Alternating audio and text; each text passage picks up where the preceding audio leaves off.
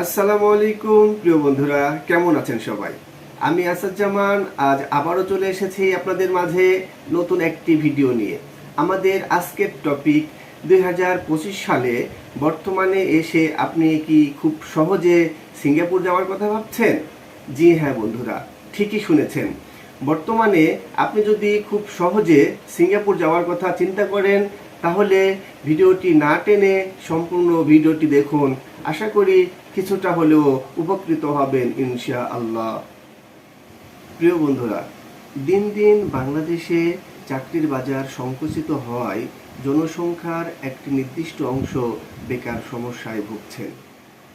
এরই পরিপ্রেক্ষিতে এক শ্রেণীর যুব সমাজ চাকরির খোঁজে প্রবাসে পাড়ি জমানোর চিন্তা করে বিভিন্নভাবে বিভিন্ন মাধ্যমে প্রচেষ্টা চালিয়ে যাচ্ছেন।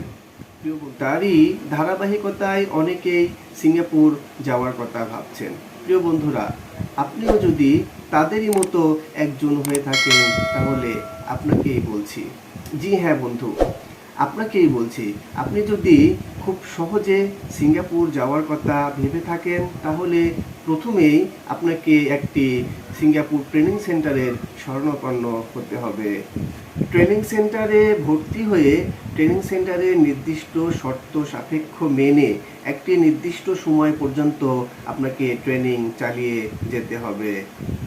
এরপর সেন্টার কর্তৃপক্ষ আপনার কাজ পর্যবেক্ষণ করে যদি আপনাকে পারফেক্ট মনে করে, তারপরে আপনি পরীক্ষার জন্য সিলেক্টেড হবেন। এরপর সেন্টারের নির্ধারিত ফি পেমেন্ট করে একটি নির্দিষ্ট দিনে ফাইনাল পরীক্ষার জন্য আপনাকে প্রস্তুতি নিতে হবে।